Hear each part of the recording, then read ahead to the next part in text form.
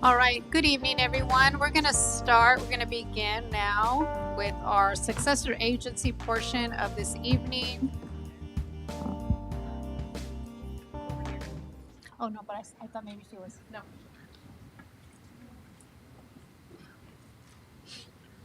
I thought Camille was ready. She's ready. Camille's always ready. Roll call, please. Agency members Perez. Here. Ramirez. Here. Valencia. Here. Vice Chair Ayala. Here. And Chair Rios. Here. Motion for the consent calendar. Move So it. moved. Second. Okay. Roll call, please. Agency members Perez. Aye. Ramirez. Aye. Valencia. Aye. Vice Chair Ayala. Aye. And Chair Rios. Aye. Is there an executive director's report this evening? Chair Rios, not tonight. Thank you. Okay. Any oral communications? City Clerk, anyone wishing to speak? Not for the successor agency. Okay, thank you so much. And give us about 30 seconds and we'll transition into our regularly scheduled meeting.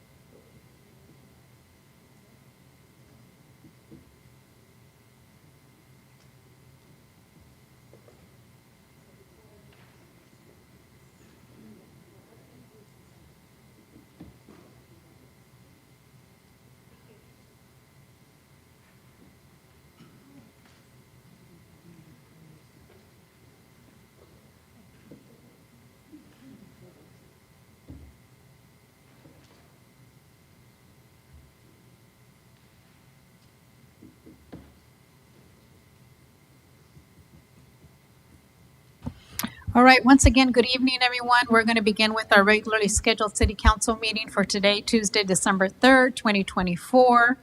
And can I please get a roll call? I'm sorry, hold on just a second. We are moving in, beginning with our invocation. So would the pastor please come to the podium and give me a chance to share a little bit about you?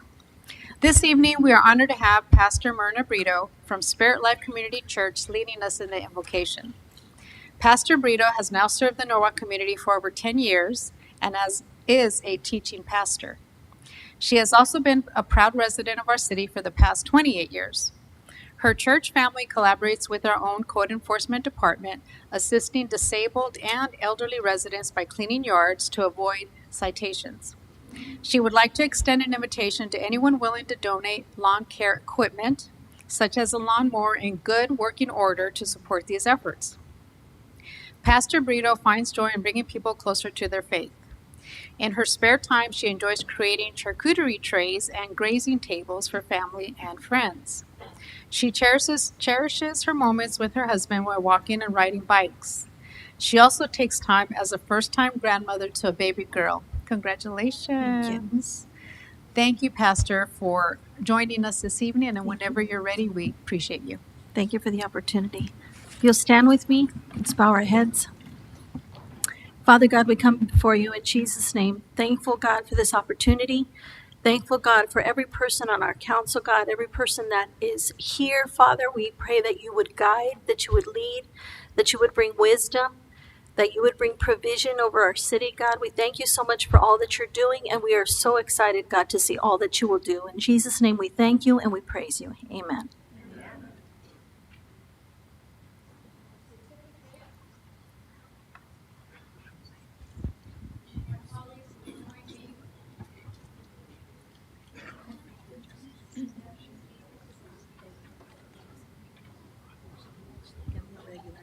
Yeah.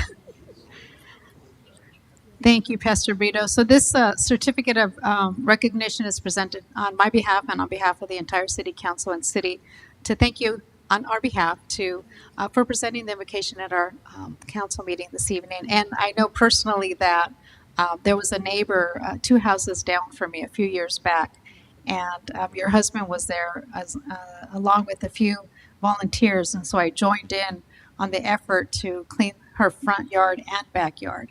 So I've seen the work in your community in action. So we appreciate everything that you do.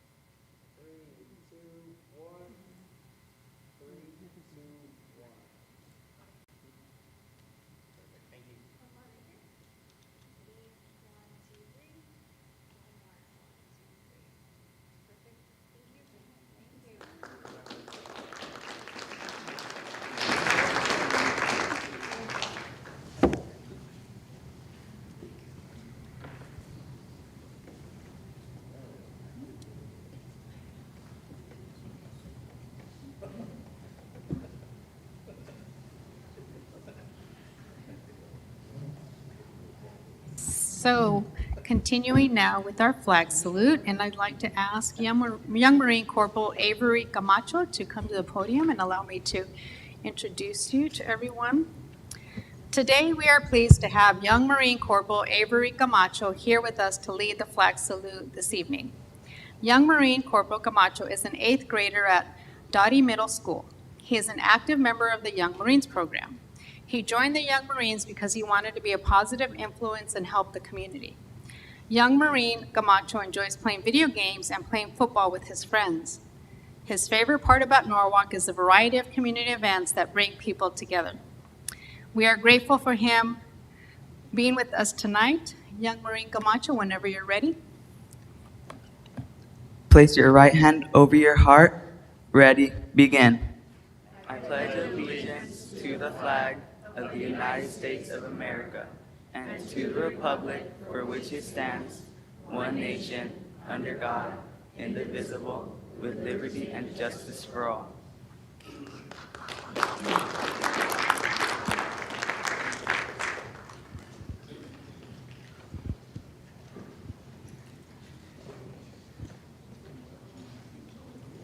now we'll take some photos with the council. Yes. Okay, come on up. Nice to meet you. Okay, on behalf of the City Council and the entire City of Norwalk, we'd like to present this certificate of recognition to Young Marine Corporal Avery Camacho. We want to thank you for the leadership role that you're currently playing as a young Marine, and we look forward to all the opportunities you're going to bring to the city as a future leader, current and future leader. So we hope that we encourage you to continue guiding other teens your age so that they also make a positive difference in the city.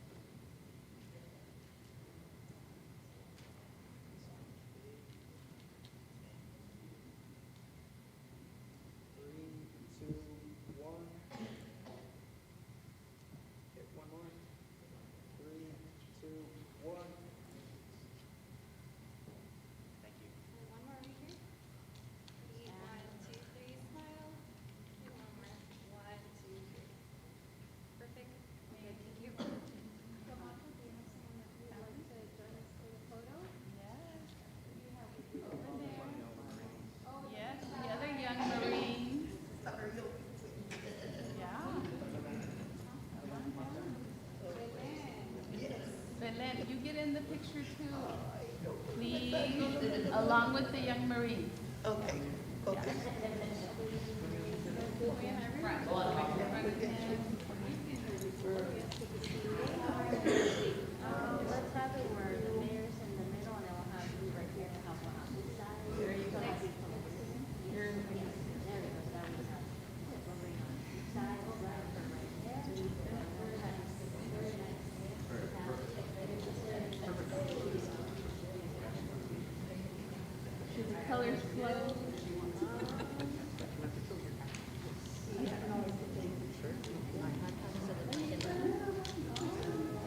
Everybody right here?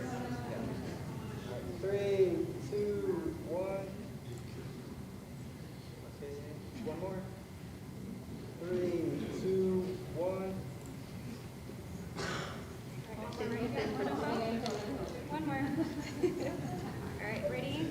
1, 2, 3, smile. One more. 1, 2, 3. Awesome. Thank you. Thank you. Thank you very much.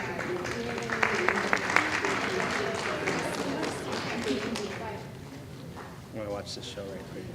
Ready? Oh no. What happened? That was good. She outsmarted me. She did. She did.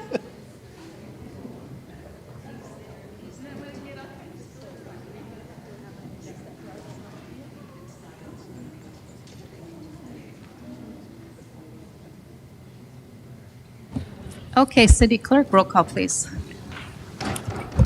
Council members Perez, Here. Ramirez. Here. Valencia, Here. Vice Mayor Ayala, Here. Mayor Rios. Here. Closed session report. Yes, thank you very much, Madam Mayor, members of the City Council. We had two items on closed session this evening, conference with legal counsel, existing litigation. On that matter, this is the matter involving the state of California. An update was provided to the City Council. There was no action taken that is required to be reported at this time. On item 2, conference with real property negotiator, this is the California Youth Authority. Again, the City Council received a briefing on that matter. There was no action taken and nothing further to be reported. The record should also reflect that all members were present with the exception of Councilmember Valencia. With that, that's my report from closed session. Okay, thank you very much. We'll continue with our City Council comments, and we'll begin this evening with Councilmember Rick Ramirez. Thank you, Madam Mayor. I don't have much to say, but I do highlight a few events. As you know, the City of Norwalk is very engaged and involved in providing a number of events throughout the year. And it's exciting that this time of year, the city goes all out, as you guys know, right? So just as a reminder, Saturday is our tree lighting ceremony event. That's December 7th. So I want to welcome everyone out to this extraordinary, exciting holiday event. I'll be surprised what staff has in store for this day. There should be some surprises. They outdo themselves every time with something new and exciting. So please don't miss it. Welcome you. Dress warm. It is going to be a little chilly that day. Also, too, want to remind everyone that the Santa Sleigh Foundation with the Santa Sleigh Float will be out in our community starting December 12th, and it'll go through December 21st. There's 6 stops. So if you need information, you can go on the social media page at City of Norwalk or Rec Norwalk to find those 6 spots, those 6 stops. Stops, yeah. But anyway, wish to see you guys out there. It's a great community event.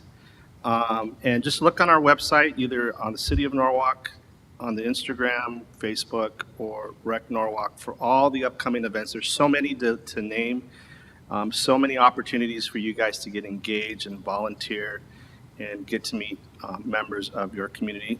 And with that, I want to wish everybody, I'm hoping everyone had a safe Thanksgiving. I know the city was out there in the community doing our service to those in need, especially at our senior centers, feeding our elderly and giving them much attention and company. Those service organizations, I want to thank every one of you that were out there feeding needy families through your events and through your engagement. I know my colleagues were out there serving as well on Thanksgiving, so I want to thank them for their efforts. And this is a connected community, and we are We are excited to serve you, and we will continue to serve you. And I want to wish everyone a happy holiday. I know we're going to have another meeting coming up before the holiday, but I want to just give you a little preview of happy holidays and be safe out there. One thing to remind you guys, when you guys are out there shopping, we had a victim here on our council that was a victim of crime. I've been a victim of crime. It doesn't discriminate, so be mindful, pay attention to your surroundings. I know we get caught up with our cell phones and conversations at our stores, but be cognizant and be mindful that you are actually being watched, right? So pay attention to your surroundings when you're going to and from your car. The Sheriff's Department has a lot of, public safety crime tips. So reach out to them. I would love to see if we put something together, staff, to preview holiday theft and what we can look out for, so we don't become victims. And just be mindful of your neighbors. Watch out for each other when you're out there, because there's opportunists out there that will take advantage of us. So be safe. That's all. Thank you. Next, Councilmember Jennifer Perez. Thank you, Mayor. Good evening, everyone. We do have a few bulletins that have come out. So there is the bulletin at Social Services Center. It has all of the events that are going on there at the center and some fun activities to do in the bulletin as well, and also our senior center. Rick, you did mention the Santa Sleigh Foundation. I wanted to highlight the Norwalk Now. It is going to be in all of your mailboxes very soon. And to help Councilmember Ramirez, it's 6 dates with 14 stops. So there's 6 dates. You were halfway there. So I wanted to point out the Santa Sleigh Foundation, the Santa's Float Foundation, is a nonprofit organization here in the city of Norwalk. The float does not belong to the city of Norwalk. The city does not pick the stops or the locations. There is a very, very specialized group of people that have been doing this for over 30 years. And so when you do see them, know that the city partners with them, but this truly is a heart of compassion and something that was started because of the love of and the true meaning of Christmas. So 6 dates, 14 stops, and they are starting next Thursday. So we light our tree first, and then Santa will be traveling throughout our city starting next Thursday. And for our residents, when you do hear the sirens, I know it can be a little scary. You're wondering what's going on, and then before you know it, Santa drives by you. So please just be mindful if you see the float driving by, pull over, wave, smile, honk your horn. That's how we're bringing spirit of Christmas to our community. Please, like Councilmember Ramirez did mention, there's a lot of information in our Norwalk Now. We're talking about street sweeping and trash services and closure dates. But there's also one thing that's in here that I wanted to highlight, if I can find it.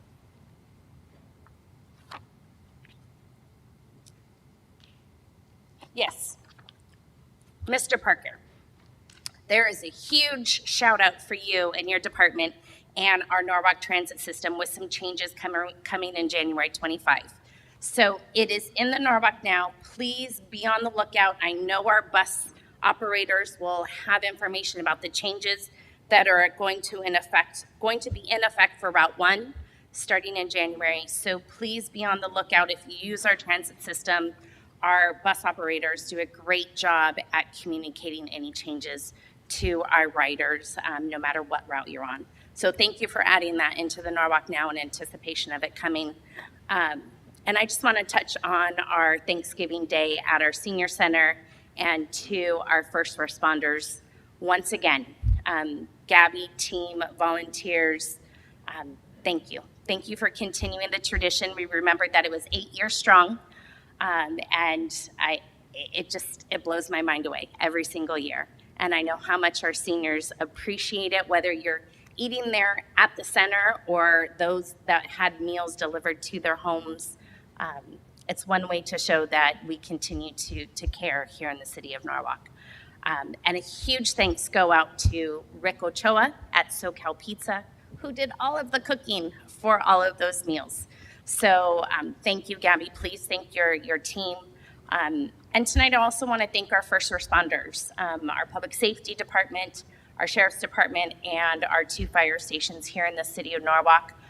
While we are home with our families during the holidays, they are out there keeping us safe. So thank you for what has just happened this past month and everything that is to come in the month of December. That's all I have, Mayor. Thank you.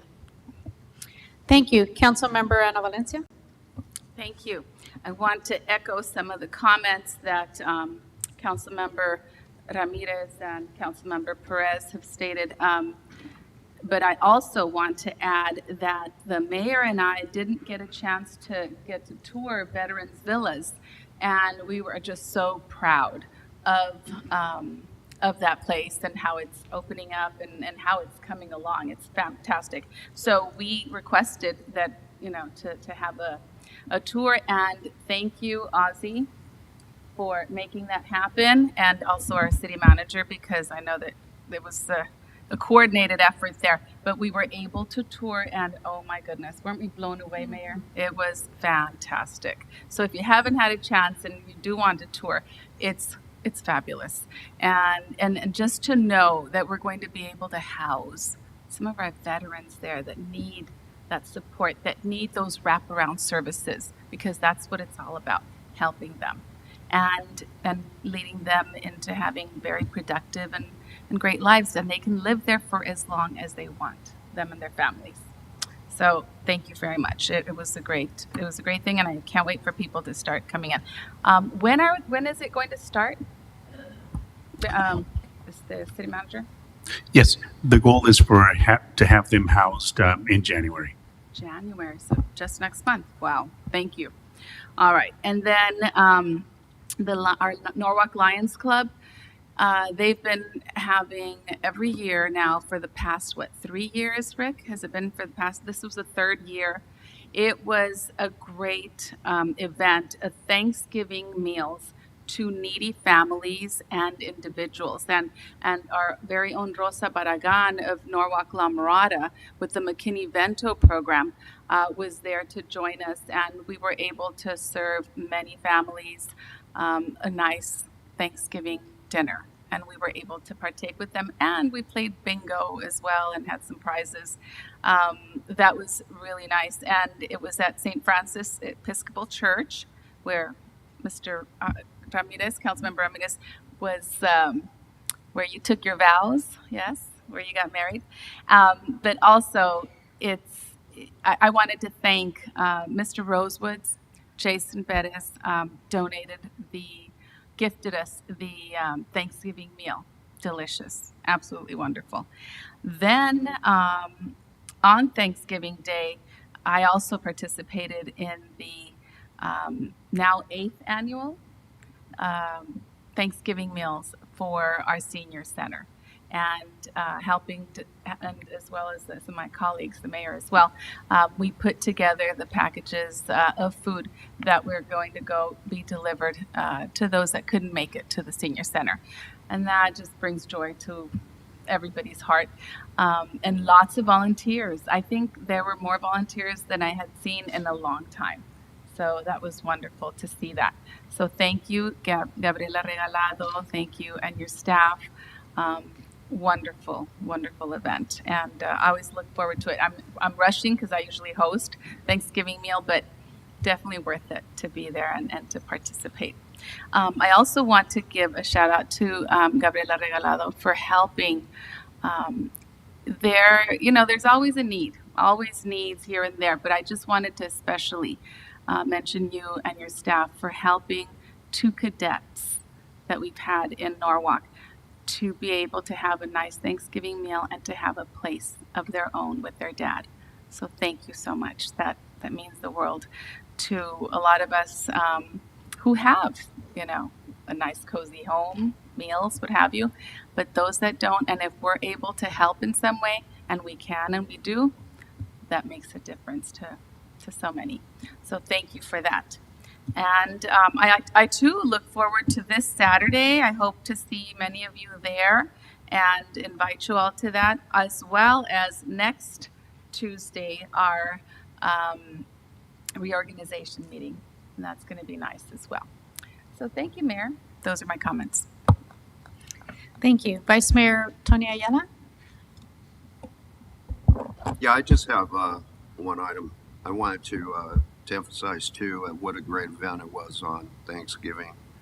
The volunteers, I know Optimists were there. They were one of the service clubs that showed up in force to pack bags and deliver food and so on and so forth.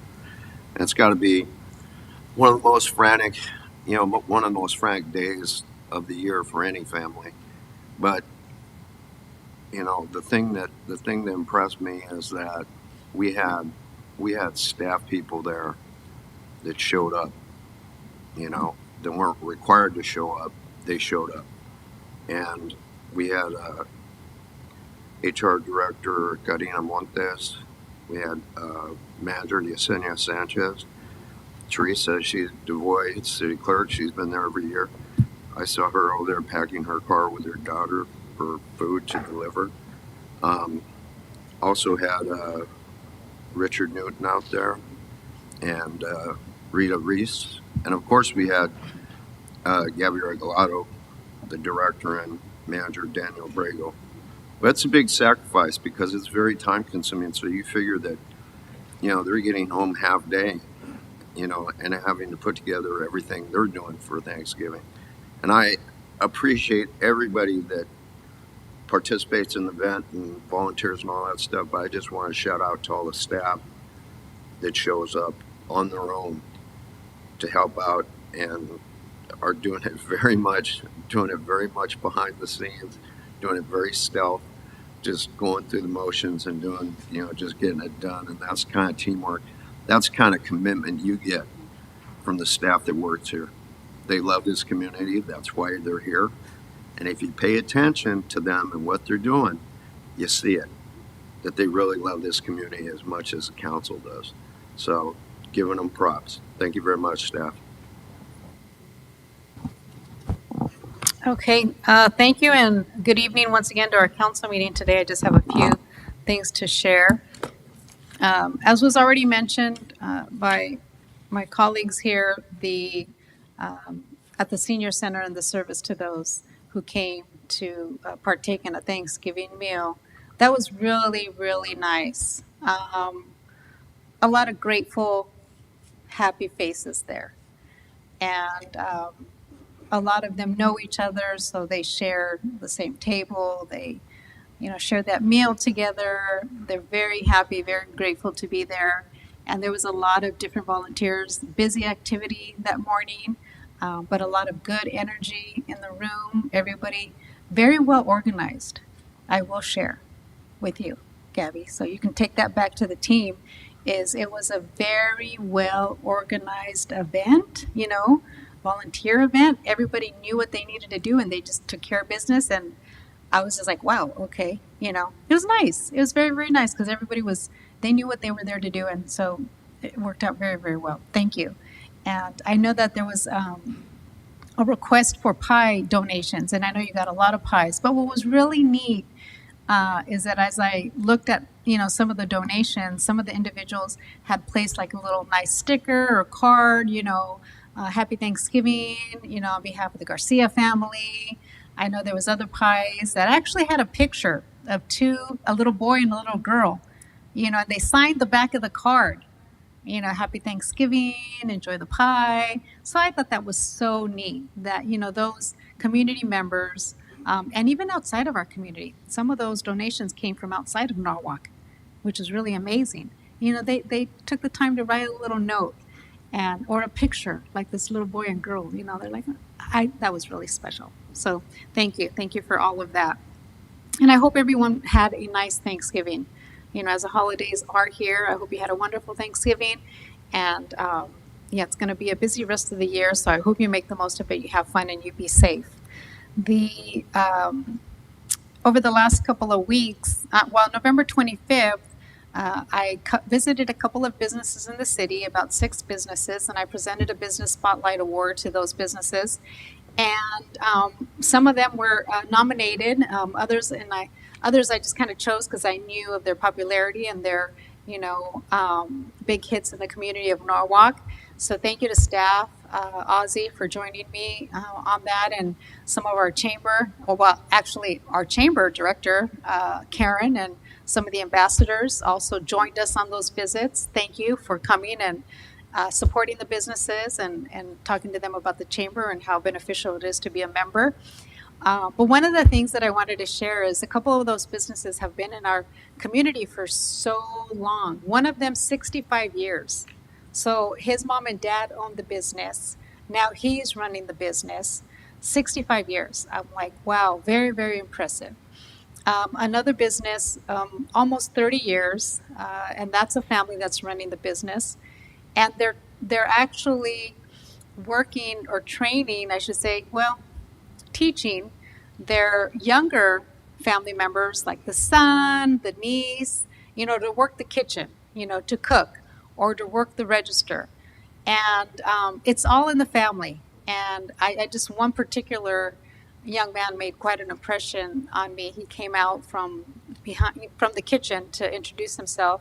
His name is Carlos, and he was just so excited and proud of his family, his mom, and his uncles who are running the business, and how he's going to be, the next in charge. They're preparing him to take over the family business, to, maintain that legacy. So it was very, very, very exciting, and I was happy that we were able to, bring some spotlight to the businesses here in the city of Norwalk. Thank you, Karen, for joining us. Lunch was delicious, right? Yes, it was good. Oh.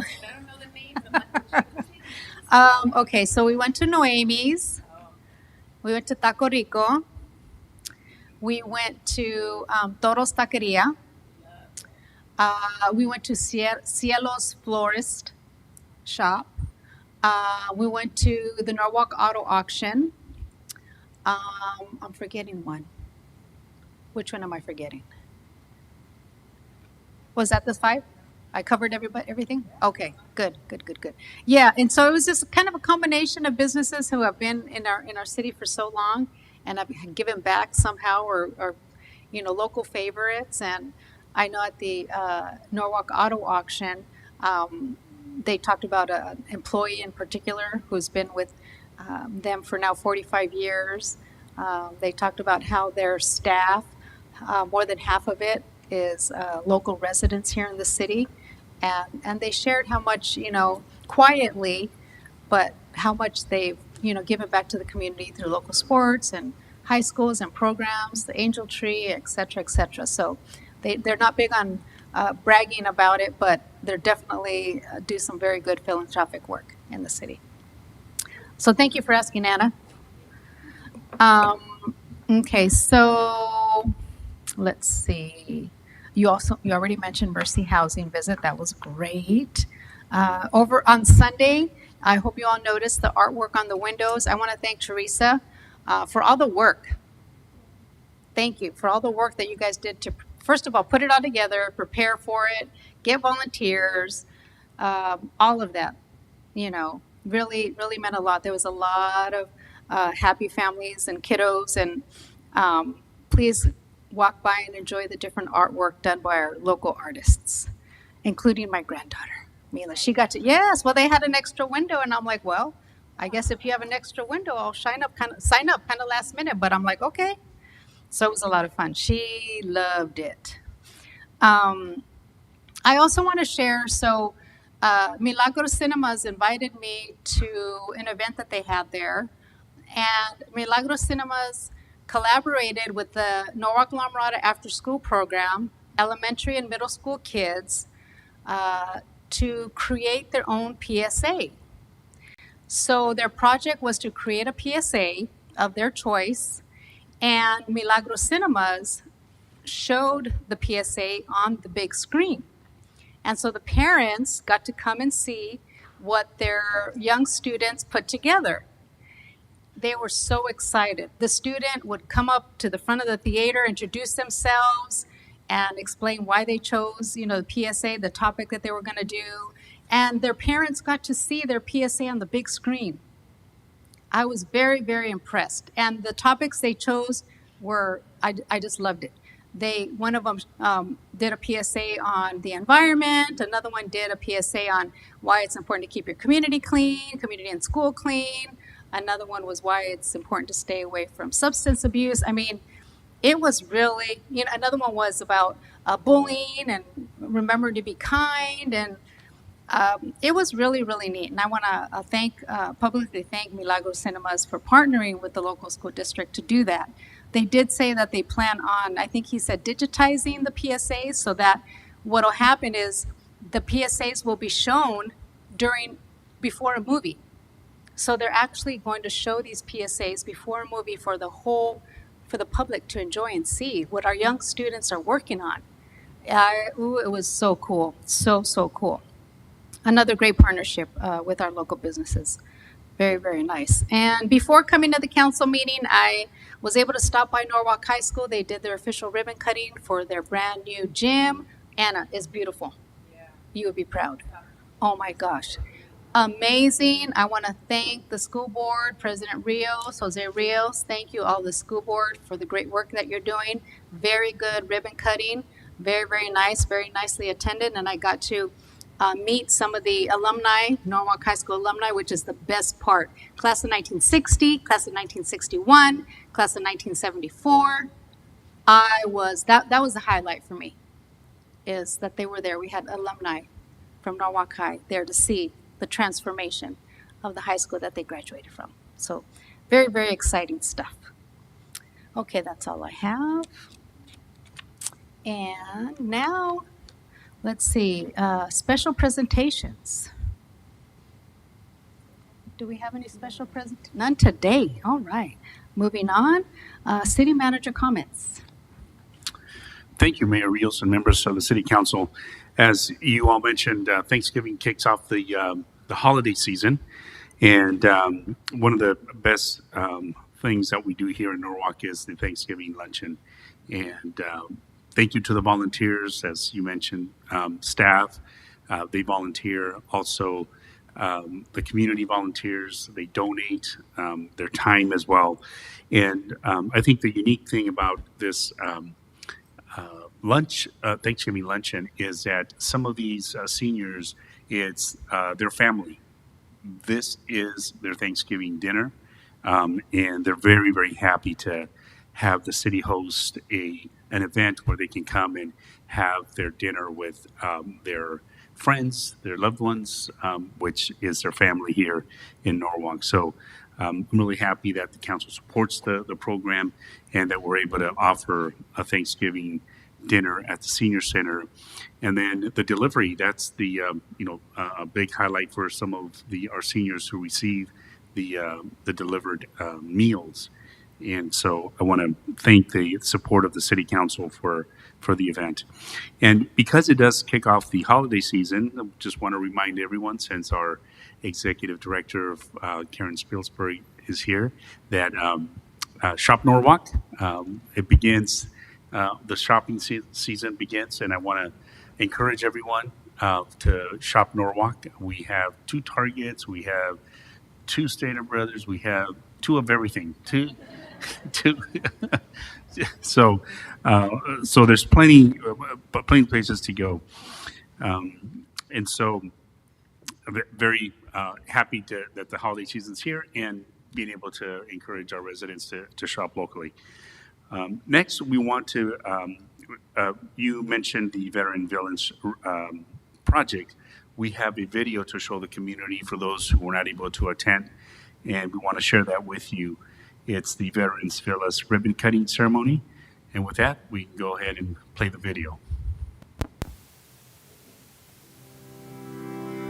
At City of Norwalk's Veterans Villas at San Antonio Drive, we believe every veteran deserves a safe, dignified place to call home.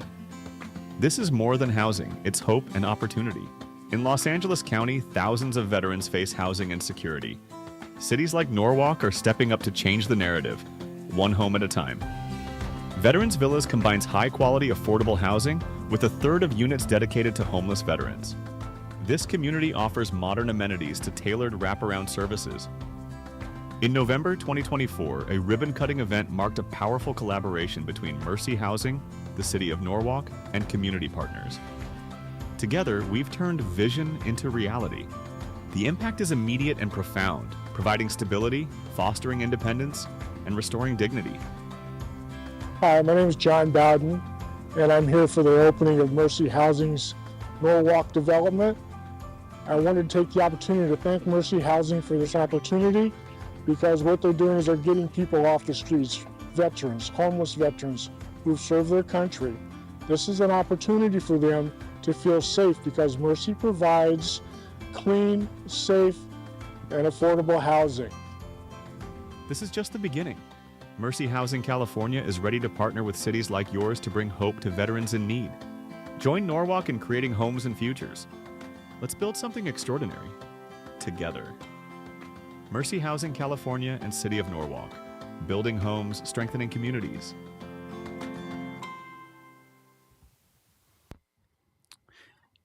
And what's really unique about this development is that a third of the units will be for homeless veterans. So we are providing shelter for those who currently are experiencing homelessness, and that'll be beginning in January. So we hope to be able to video those that receive their keys and begin to move in and show that to the community here in our great city of Norwalk. The next video is our bi-weekly video review. And so with that, for those who missed some of the activities, we're going to show you what you missed, but there are many, many coming here in the month of December. So look out for all the activities that are coming up. But with that, here's a video.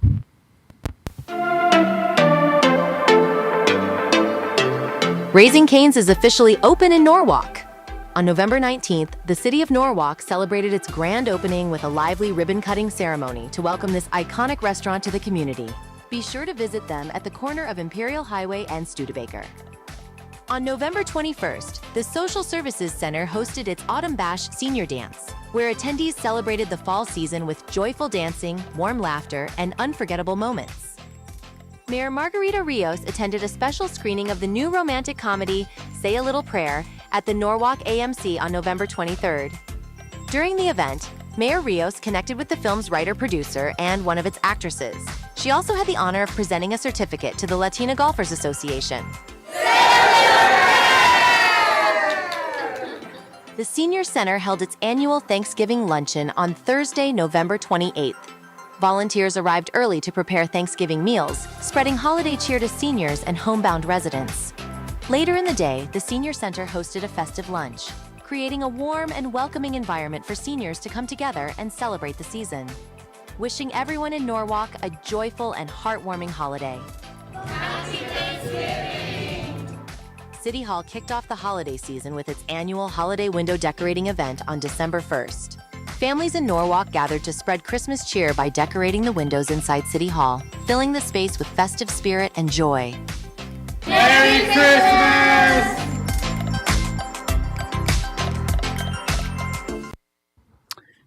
Mayor Rios, that concludes my comments. Thank you. Thank you so much. Now, before we move on to the consent calendar, I believe there's a comment by our city clerk and attorney that needs to be disclosed. Okay, city attorney, please. Yes, this is on the consent agenda, Madam Mayor and Council. Item number 6, which was the ordinance intended to be before you this evening for second reading, ordinance number 24-1754. This matter, with the request of the council or permission of the council, we request to have it continued to January 21st, 2025. And there was one. Yep, I'll do the other. Item number 7, just needed to make an update on the effective date of the ordinance for ordinance 1755. Instead of what was printed in the agenda, it will actually be effective January 3rd if adopted tonight. And then other than that, the consent agenda remains as presented. I'll make a motion to move items 1 through 6. I'll second. 8, 9, 10, and 11 with the addition and correction, and then we're moving item number 7 to the future meeting. I'll Item second number that. 6 will be Six. January. 6, sorry. Six. Yes, that's what I meant. Yes. Thank you. Continue. Okay, so there are 11 items, consent items for consideration. However, item number 6 is being continued to 1/21/25. I have a motion. Can I get a second? Second. Okay, roll call, please. Council members Perez. Aye. Ramirez. Aye. Valencia. Aye. Vice Mayor Ayala. Aye. Mayor Rios. Aye. Okay, moving on to item number 12, ordinances and resolutions.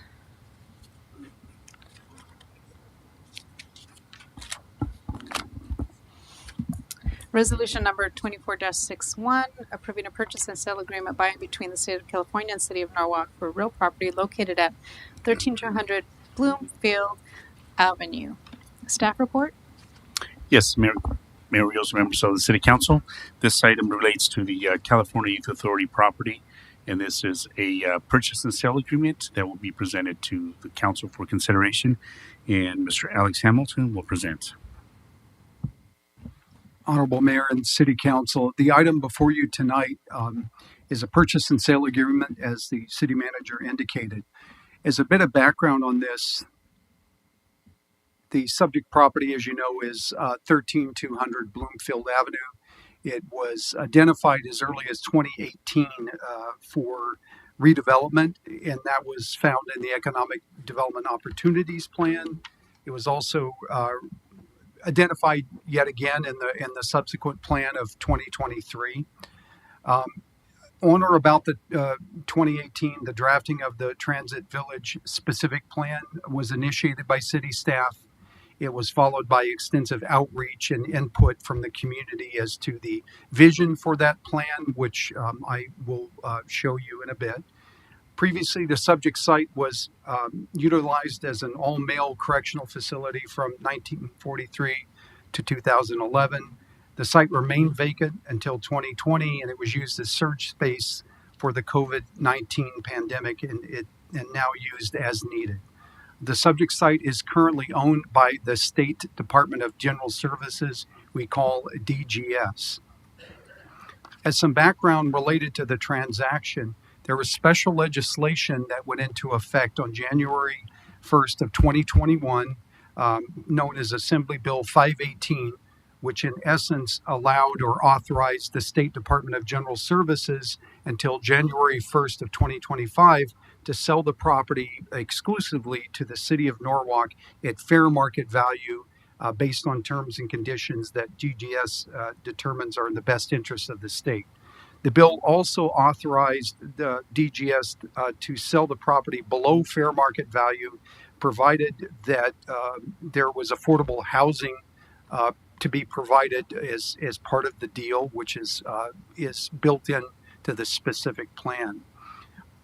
If we don't have the purchase and sale agreement approved this evening, DGS does have the option on January 1st of 2025 to put the property back out for sale, something we don't want to see happen given all the work that's been done over the past number of years. The city is purchasing the purchase of the project site from the state consistent with the Transit Village specific plan. As it relates to the Transit Village specific plan, as you know, on July 10th, the Planning Commission recommended that the council approve the Transit Village specific plan. On the 19th of 2024, the City Council adopted the specific plan and certified the final environmental impact report. On November 25th of 24, the Planning Commission approved resolution number 24-12, finding of conformity with the general plan for the proposed acquisition and disposition of the site. As a reminder, this is a perspective view of the site from the southeast of the specific plan area. It envisions a mixed-use development of up to 66,000 plus square feet of neighborhood commercial, 13,000 square feet of 500 square feet of active commercial, a hotel of up to 150 rooms, up to 770 housing units, and 3.7 acres of open space. Also, as part of the plan, There's a network of open space that's woven amongst the buildings along the sidewalk, the perimeter of the site, and it's really truly built in to the plan to achieve truly a transit village concept. As part of this transaction before you tonight, concurrent with this purchase and sale agreement between Department of General Services and the city, there will be a disposition and development agreement by and between the city and Lewis Land Developers, which will be coming to you on the 17th of this month. That's a separate transaction. An outline of one of the key terms, obviously, in the purchase and sale agreement before you this evening is that the purchase price is set at $20,300,000. The escrow for the sale, the purchase of this site by the city from the DGS is opened, but the effective date will be initiated when the purchase and sale agreement is approved and executed and presented in escrow. The closing will be upon recordation of the grant deed, but no later than 6 months from the effective date. A couple of other key items to know on this. The purchase price of $20,300,000 will flow through to Lewis. So Lewis will be, through the disposition and development agreement that you'll be considering on the 17th, will be paying this money. The city will not. So that's a key provision. Also, the offsets, what we call offsets in here that the DGS recognizes, they're crediting the city for an amount up to approximately $465,000 for reimbursement of environmental and due diligence activities, including entitlements and the various phase one testing that's been conducted on the site to determine the suitability of the site for its development. Also, there's what we call in the agreement a remediation holdback, where the DGS will set aside costs to cover estimated city remediation costs not to exceed $5 million. So that's something where we'll have to present the paperwork to the Department of General Services for the expenses as it relates to what we know are going to be fairly extensive remediation activities on that site. They're older buildings. We've had them tested for lead and asbestos. There could be some PCBs, all of which can be remediated, but there's an extensive process involved, and the state is recognizing that and will credit up to $5 million towards the purchase price should we come in at that. Right now, we're estimating those costs to be in the ballpark of about $1.8 or $1.9 million, but that number could change and most likely will go up. Another key provision that the state has insisted on, we pushed back a little, but we had to work with the state on this. DGS does require that if there are significant changes in the project's entitlements, then after the project could be subject to property reappraisal based on those changes 5 years after the close of escrow. Not an ideal condition, but it's something I think that we can work with. And there's some assurances built into the purchase and sale agreement so that we could better define what that looks like, any changes. Also, it's key on this as it relates to CEQA, the California Environmental Quality Act. This transaction tonight is exempt on many levels as it relates to CEQA. First off, the special legislation 518 exempts the acquisition of the subject site from CEQA. There's also the common sense exemption 15061B3, CEQA guidelines section 15300.2, also government code section 11011.28E exempts the sale from CEQA. Also, as you know, the City Council certified the final EIR and approved the mitigation monitoring and reporting program and adopted a statement of overriding considerations for the specific plan on November 19th of this year as Council Resolution number 2458. Lastly, staff does recommend that the Council adopt Resolution number 2461, a resolution of the City Council of the City of Norwalk approving the purchase and sales agreement by and between the State of California and the City of Norwalk, and that you authorize the city manager to make any non-substantive minor amendments and execute the purchase and sale agreement on behalf of the city in a form approved by the city attorney. This concludes my presentation. Would be more than happy to answer any questions. Thank you. Okay, before I bring it back to council, city clerk, are there any members wishing to speak? Members of the audience? Nothing on that item. Thank you. Okay, does city council have any questions? I'll move it. Second, roll call please. Council members Perez. Aye. Ramirez. Aye. Valencia. Aye. Vice Mayor Ayala. Aye. Mayor Rios. Aye. Thank you. Item number 13 is employee mental health break, closure of some city operations from December 23rd to December 27th, 2024. Staff report, please. Yes, Mayor Rios and members of City Council. Tonight we present to you a mental health break proposition. We do plan to have outreach to the community if approved by the council to let the community know, and also our clientele, which are either consultants or building contractors, that we would be closed that week, so they could plan for inspections before or after that week, just as a consideration for tonight's staff report. And the staff report will be presented by Karina Montes. Good evening, Mayor Rios and members of the City Council. The item I will be presenting this evening is a proposed closure of city operations from December 23rd to December 27th, 2024.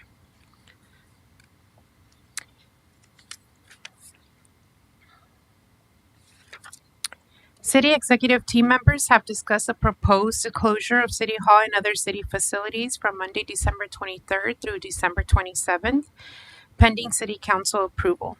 Some essential city services departments such as public safety, public services, transportation, recreation, and social services will remain open. Full-time employees will receive 35 hours of mental health break in their leave bank, and part-time employees will receive 12 hours. Any staff working at City Hall or other city facilities scheduled for closure during that period will utilize the hours received in their leave bank. Employees who continue to work during the closure may utilize a mental health break leave hours from Monday, beginning Monday, December 23rd through Monday, June 30th of 2025.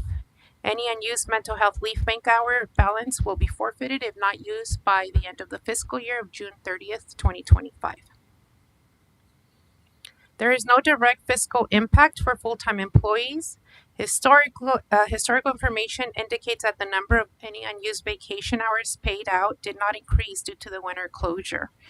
Based on prior fiscal years, such as fiscal year 22-23, a total of 88 full-time employees or 6,690 hours, and in fiscal year 23-24, 84 employees or 6,351 vacation hours were paid out.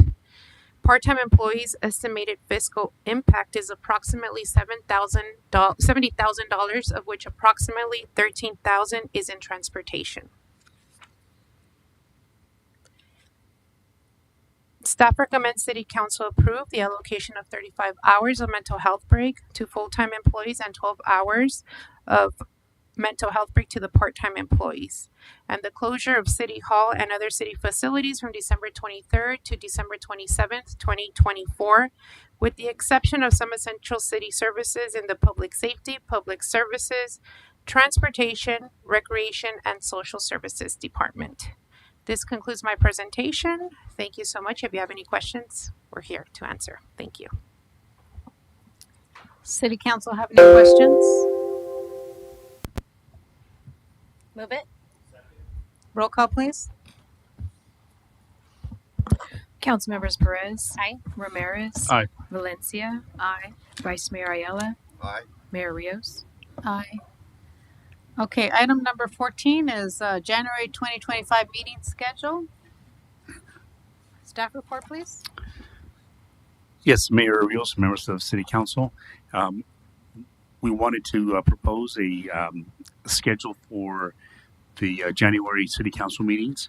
We have two set for January. One is the 7th and the other is the January 21st.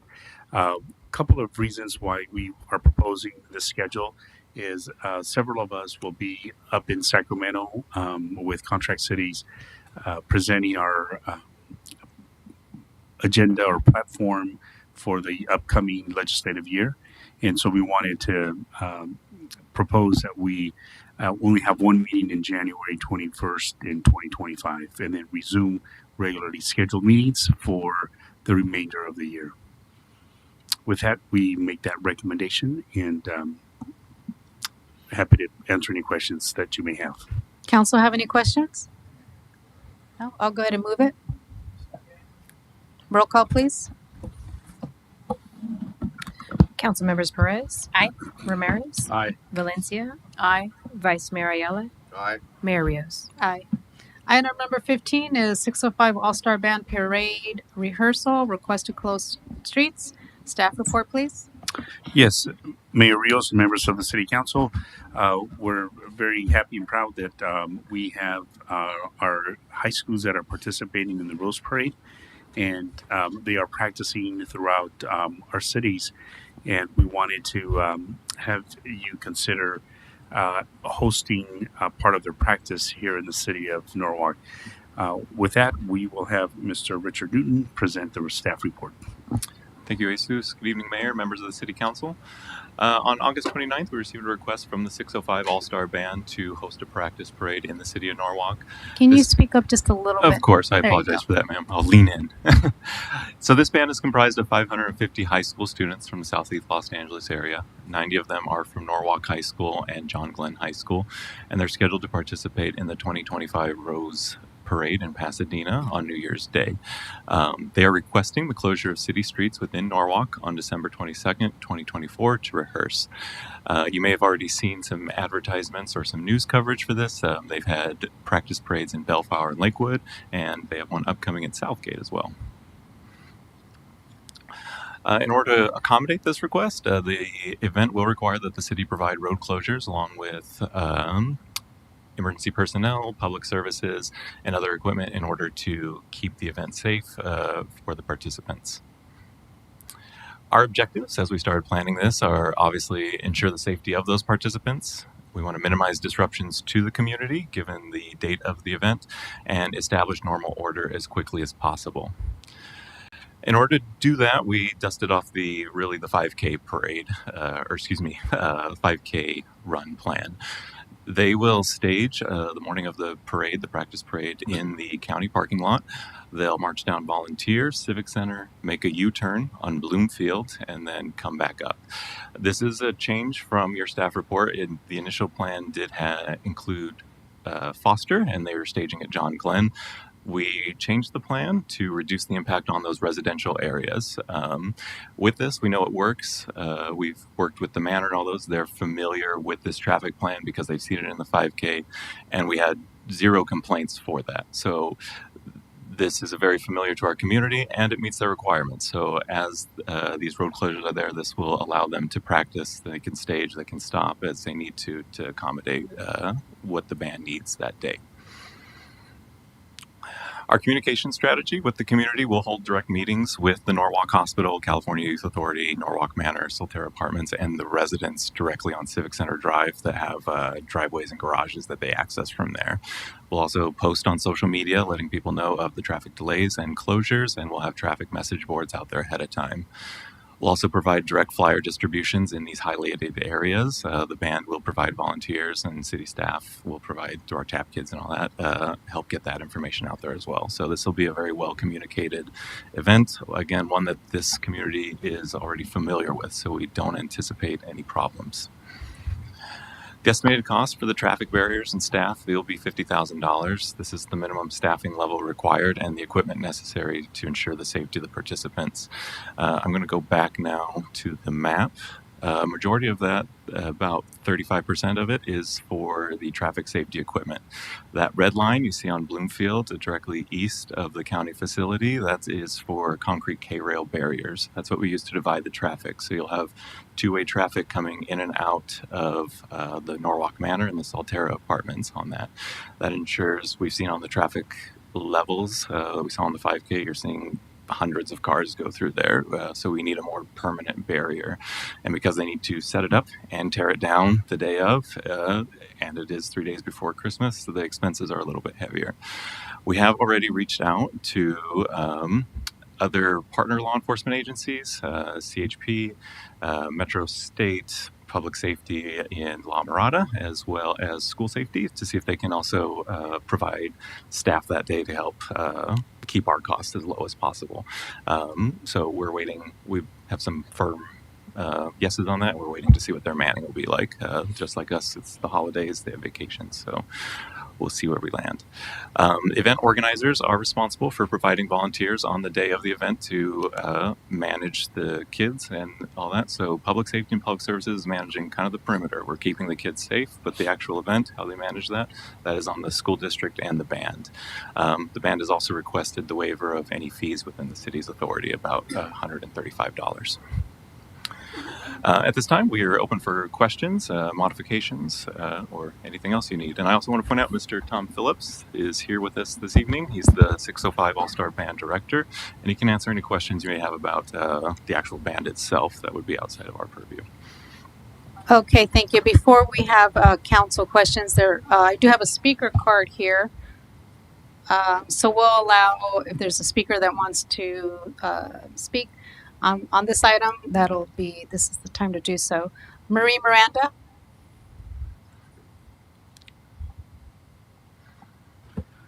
Good evening, Mayor Rios and City Council members. I appreciate your time and the opportunity to speak tonight. My name is Marie Miranda. I'm the parent of a marching band student who attends Southeast Academy, which is also involved in our marching band with John Glenn and Norwalk. I would respectfully like to request a reconsideration of the route proposed by the 605 All-Star Band Directors. As you know, the marching bands from John Glenn, Southeast Academy, and Norwalk High Schools have a true once-in-a-lifetime opportunity. They have joined marching band forces with 6 other schools to form over 550 kid super marching band, the 605 All-Star Marching Band. This All-Star Band is going to march historically in the Pasadena Tournament of Rose Parade on New Year's Day. The students have been practicing 8+ hours a day every weekend and throughout both Thanksgiving and the Christmas break. To say the least, the kids have been working extraordinarily hard to make this performance an outstanding representation of our city and their schools. You may not know that the Tournament of Roses Parade is 5.5 miles of almost nonstop playing with no break in marching and no water break. To help the kids work up to this athletic feat, the band directors have scheduled 4 practice parades. Per the band directors' schedules, our city's parade is scheduled for Sunday, 12/22. There were a couple routes submitted by the band directors to Norwalk City Planning for 3 to 4 mile routes in one direction, but they were not approved. The final agreed upon route is about 1.5 miles from John Glenn to City Hall and back, which is technically 3 miles, but it is a circle and does not go down any of our major streets. The band is not only big, but it is extremely wide. Making multiple turns is extremely difficult for them and may cause tripping hazards or possible injury or damage to the instruments. The Bellflower Parade was on very large streets in one direction. At the end, though, they did have a small turn down a side street, and it significantly backed up the students on the turning side. They had to march in place in a tight formation while they waited for the other side to catch up. Norwalk City's parade is very special in that this will be the only parade where the marching band will have and be wearing their special 605 All-Star Band uniforms. The other parades, they will not be wearing those uniforms. Also, our parade is scheduled to be the last practice parade before the Tournament of Roses Parade. If we can ask the council to please reconsider the route to include larger streets to accommodate their width for about 3 to 4 miles in one direction, it would make their last practice parade a huge success. This is a great opportunity to showcase our schools, city, and most importantly, our students, and show us how we do it here in Norwalk. Also, we would like to formally invite the City Council members to be in and a part of our historic parade. Thank you very much for your time and your consideration in this matter. Thank you, Marie. Is there anyone else wishing to speak on this item? Now would be the time. Okay, seeing no one, I will now return it back to the City Council for questions, comments. Yes, Madam Mayor. If I Yes, may. Rick. I'm also supportive of the arts and entertainment and the opportunity of a lifetime for our kids and our city to be involved in such a historic and such a national publicized event. I have some concerns. One is the fiscal impact to this city, the routing, as was mentioned. I know this is for the Rose Bowl, correct? If I'm not mistaken, right? For preparation, the city of Pasadena, you can't compare those streets to Norwalk streets, especially along Colorado Boulevard and that parade route. They're huge. They're huge. We've done a lot of renovation in our street improvement program in Norwalk with the center mediums, so we have very limited streets that are wide enough that's not going to impact traffic during the holiday season. Major thoroughfares would be Imperial, Pioneer. We had a lot of difficulty rerouting the Arturo Sanchez parade because of the size of the streets and the magnitude of these marching bands. Those are my concerns about the routing and having it in the city. I want to see if staff can maybe think outside the box, find some other venue in our city, Cerritos College parking lot. I don't know, think creatively how we cannot impact our community. Another concern was the fiscal impact. $50,000, it's kind of extravagant for one practice day parade when we had a hard time funding the Arturo Sanchez parade, with all the different obstacles that were before us when we planned that. I would see if we can defer some of those costs by volunteers, sheriff reserve deputies, put it out to staff that are willing to come in on their days off, if that's possible through our city management. I just think it's an extraordinary amount that we incur. And don't get me wrong, I'm 100% supportive of what they're doing and the cause. I'm just concerned of the fiscal impact. They've done, I don't know what they did in Bellflower or Downey, which was mentioned. You might want to call them and find out the cost, because we're putting out barriers. We're putting out, a lot of effort, time, and energy, and most importantly, money. It is a big amount. It may not seem big based on what we do here in the city, but for one day, I think it's extravagant. I don't know how we can crunch those numbers to get them down to where they're reasonable. Like I said, put it out to employees, staff, community members in and around our community. So truly make it a interactive, connected community with different agencies, different businesses. So those are my concerns. I would like to maybe come back with some more intensive research and ideas to, one, reduce the fiscal impact, and then really look at the route. I don't see it happening without impacting some of our major streets if they want to go to a larger, broader, street. We don't have that many. Like I said, we've had challenges before. So those are my comments. Rick, I'm glad you brought those up.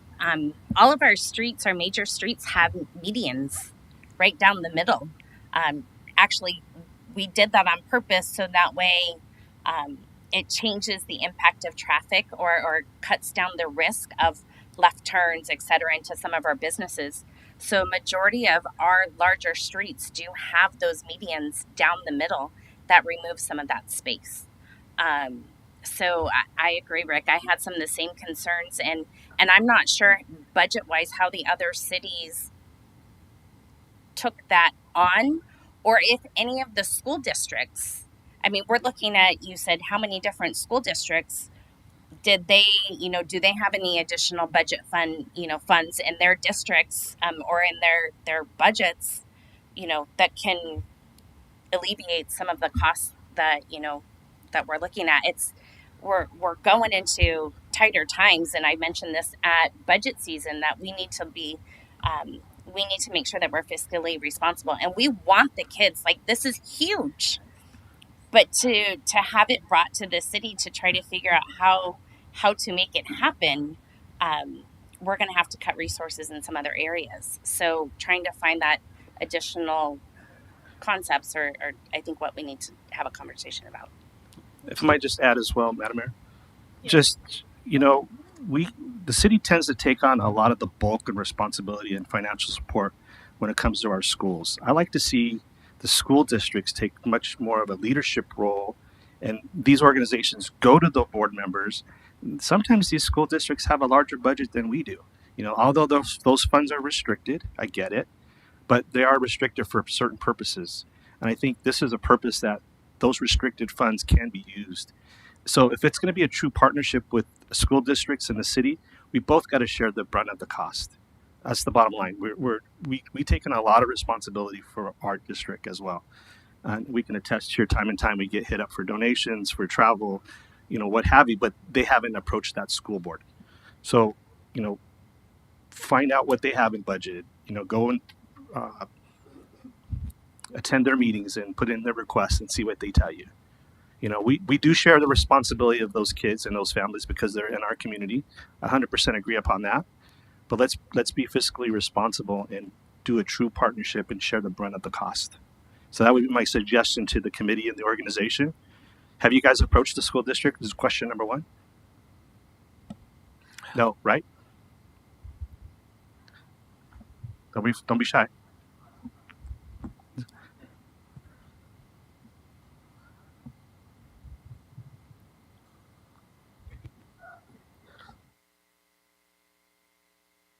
For the Norwalk City Band. Look at me, Frank. The 605 All-Star Band. Thank you so much. Yes, the basic costs for the parade that went through Bellflower and Lakewood were about $150,000. The cities took on the brunt of that. They did receive a donation from Bellflower Unified School District, and I believe Norwalk La Mirada Unified School District as well.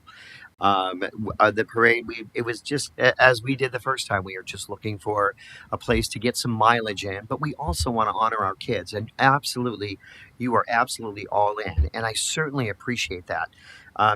We understand, and I didn't know where the costs would be, and I'm glad to be invited this evening.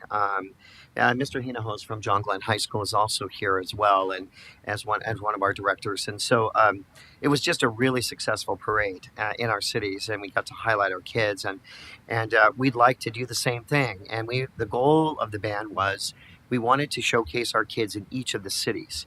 And so that was the Bellflower Lakewood portion for serving Artesia, Bellflower, and Mayfair High School. And we were looking to honor Norwalk La Mirada schools in the city of Norwalk. And then, of course, in ABC, we were going to be doing different events at the different schools. So, but we were doing a different activity in ABC.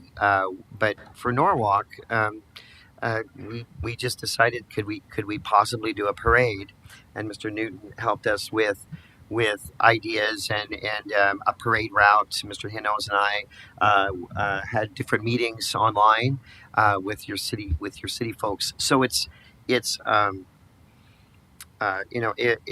would be a great thing. We have December 22nd, a quiet Sunday afternoon. We'd hoped that we could find a few streets where we could get some mileage in for the band, but we want to promote it. And I know that, and what we understand, we understand the Norwalk Halloween Parade as a band director at Norwalk High School for 8 years, as well as one of the all-city band directors as Mr. Hinahos. We understand that, and we understand the city does that activity, and it's fantastic. This is just a little bit different. This is special, and it is once in a lifetime. I doubt we would get this opportunity again. And so we just asked, would the city be able to allow us to close some streets down with the help of community members and partners? It's a possibility that even our own all-star band might be able to find some money to help offset some of those costs as well. And I'm not opposed to having you look, and I'm not opposed to making some phone calls myself to see if we can get some help in here, and then bring it back to you at some point. We would just have to. It's pretty quick now, obviously, being December 2nd. So we're 20 days out, and so that makes it a little tough. But I'm open to anything. It's just an opportunity to bring this to Norwalk, and we'd love to be able to do that to showcase our kids. And one more thing is, if there was another spot where we could put in some mileage, or I understand about medians and safety, absolutely, but we're pretty wide, and we took up most of Woodruff Avenue coming down the street. For us, So I do appreciate anything you would be able to offer us. Okay. Did you have any questions? I just appreciate your input. I thank you for that and your eagerness to go out and find the funding. But see what you guys can bring to us. I'm all for supporting again the arts and entertainment and our kids and our students. But like you said, like we mentioned earlier, we have so many events scheduled with our holiday tree lighting. There's a cost to everything that we do. Absolutely. And as my colleague mentioned, it's budgeted, right? So we're going out of budget to try to get 50,000 or approximately 50,000. Absolutely. It hasn't been earmarked, and we don't know where we can pull it from. So that's the challenge.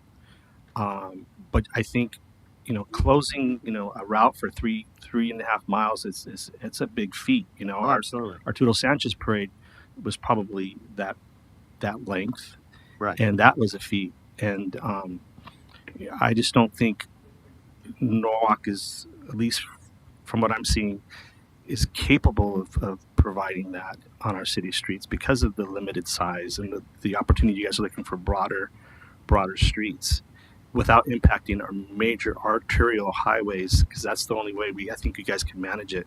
Right. Some of these are smaller streets are not. They're challenging. But I would probably have staff look at other venues, think creatively. Are there any other parades coming up that you guys can maybe join in? Smaller parades?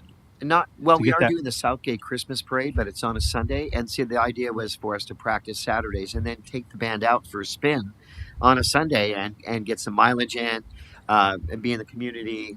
I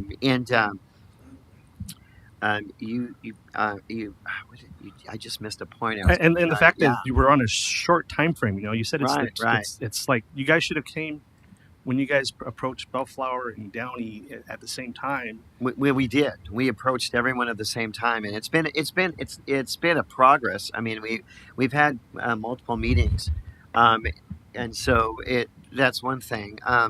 Because we could have at least had a little bit more time to research and gather the information, and talk about the funding. This was approached in March of this last year. So I'm sorry, I don't recall. I don't know if I got it. We approached, but I mean us as a governing body to make these decisions. Well, it took time. I can't speak on the time that it took to get back to us. Yeah. We approached this in March. We weren't contacted until August. Of course. Because there's like a lottery drawing. Pardon? Is there like a lottery drawing to participate in this parade, or how are these bands selected for this parade? There's a process, there's a time process. Right. Yeah, but I'm not sure what does that have to do with you guys? So your getting request, back to us in March when we contacted. Okay, but the request to us for this possibility. I'm sorry. The request to us could have been or should have been a lot earlier on, so that we could really fine tune the logistics and the funding, so that we could help you guys. We were notified of September of last year that we were in. We contacted and approached in March of 2024. Who did you approach? Mayor Rios. Well, I wasn't privy to it. I didn't get the information. I don't know if anybody else got it. That's not. I think I can't speak on that. And looking at the application, it was dated September 6th, 2024. Right. That's when we were finally contacted by your personnel, your employees. So for me, the application is what actually submits the final plan. Exactly. So even if it was submitted in, the conversation started, but the plan that was submitted and the application was signed on September 6th, Sure. and the conversations to get to where we are today, we get it. We want to help you, but I don't know that I understand. Have you talked to La Mirada? So I was thinking offhand, La Mirada has Santa Gertrudis. Larger street. That is a wider street. It does not have any medians. That may be a street that you guys can look at. So with regard to the route that is, those streets, even with a median, are very wide streets. Bloomfield is a very wide street, so we're going to fit perfectly fine on one side of the actual street in one direction. I've driven the route. I drive the route constantly. Sunday, those streets are so empty. The route that we initially proposed, as well as the one we were asked to consider, the two that we were asked to consider. So that in mind, we were thinking about that. You have to understand when I came up with the route, the initial route, those were the things I was looking at. We avoided in the initial proposal, we avoided Rosecrans, going down Foster. That's probably the tightest route, which we kind of need because we have to do a Disneyland performance. That was taken under consideration because it's very narrow. And then we get onto the wider street of Bloomfield, then down Firestone, up to San Antonio, to Foster, and then eventually end at Norwalk High School. So we wanted to involve both high schools that are involved in the 605 All-Star Band from Norwalk. Some other questions that were asked. It's costing $572 per student for uniforms, equipment, and all sorts of other things. 572 times 550 is $314,000 that we have covered. And our district has done that, has funded us through this process. About the two high schools. The two high schools, because you asked about our district.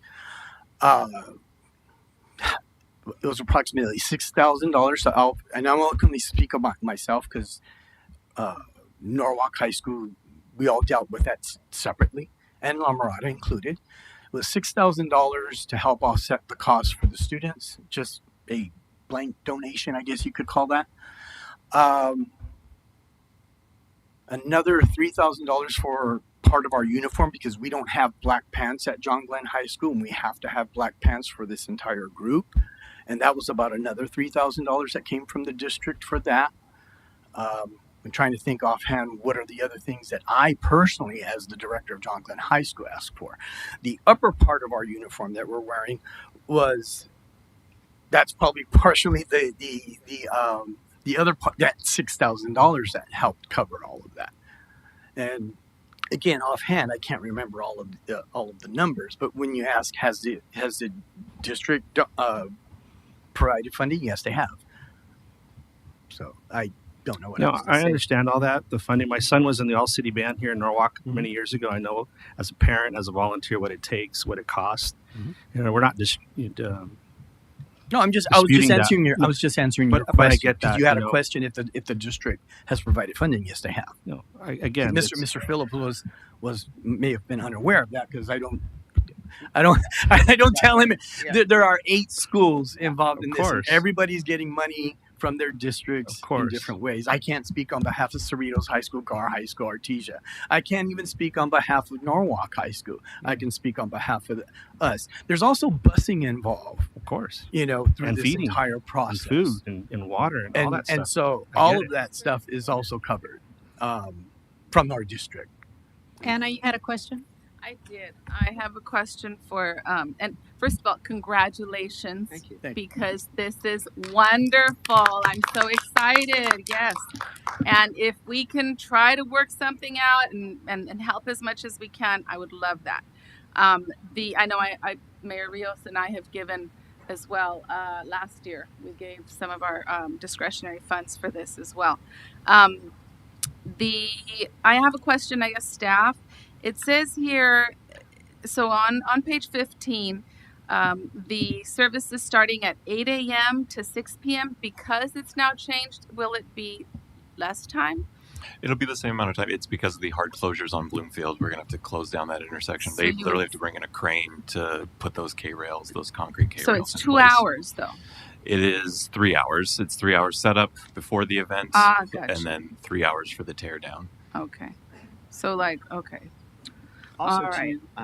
Yes. Excuse me. We did pay $450 to the County of Los Angeles to use that property for us to march through around City Hall. So that process has already been. So you were approved for that? Yes. Okay. And so by the we county. sent the insurance and the documents that they asked I for. see that everything seems to be aligned, and it's just a financial matter now, as my colleagues have stated. So I too think that if we could do it, I think this would be a great opportunity, because when are our kids going to be able to experience something like that, and for us to be able to help to prepare for that, because we want them to look great there. That would be amazing. So I guess we just have to look at the finances. Thank you. Yes. Tony, did you have anything before I? I think I'd just be repeating what's been said so far. I've, as a member of the staff, member of council, and yeah, I know you, Tom. I mean, you work with me, with the All City Band and events and stuff over here. I'm having a real tough time just seeing the feasibility in terms of the street usage, in terms of the cost. And it may not seem like a huge number. I think at the end of the day, what's important though is it's not in our budget.